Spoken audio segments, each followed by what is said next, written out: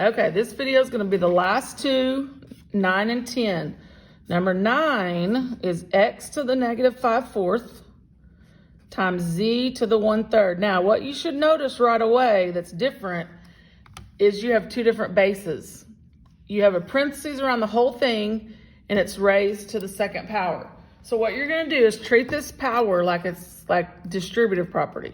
You're going to distribute it, and it's the power rule. So you distribute it here by multiplying, distribute it there by multiplying. So the first one we're going to do is negative 5/4.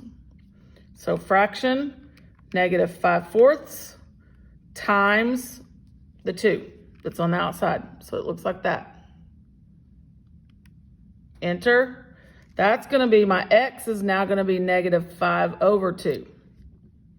Okay, the next one is 1/3 times 2. Now this one, because there's nothing on the top, because there's just 1, you could treat that as 1/3 times 2/1, and that should simply just be 2/3.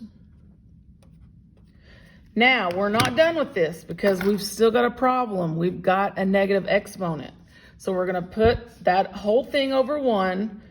This variable goes to the bottom because you cannot leave your answer with a negative. So z stays on the top as 2/3, or z to the 2/3. And then the x goes to the bottom, and now the 5/2 becomes positive.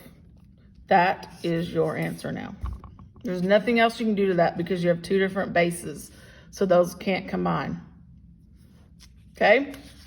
All right, number 10, last one on this assignment. Number 10, you got a to the negative 4th, a to the 5/4, all over a to the 1/3. Now, this is back to having all the same bases. So we have all a's. So you can go about this several ways. You could do the top first, and I would do the top first because they have common denominators. I would think you wouldn't have to put that in the calculator, I would hope, because it's negative 1/4 plus 5/4, because that's the product rule. Or you could switch it and say 5/4 minus 1/4. Either way, it's going to be a to the 4/4. Then the bottom is going to stay 1/3 for the moment.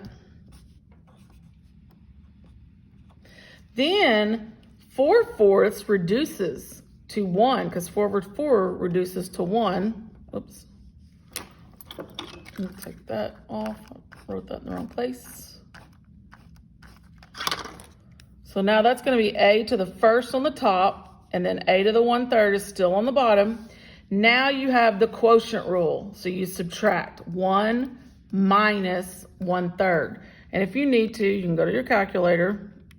1 minus fraction 1/3, which is 2/3. You can see that. Get the glare off of it. Okay, 2/3. So your base is a to the 2/3, and that is your answer to that number 10. Now, this video is going to be problems like what you'll see on 9 and 10 on the assignment. And that concludes lesson 6-6.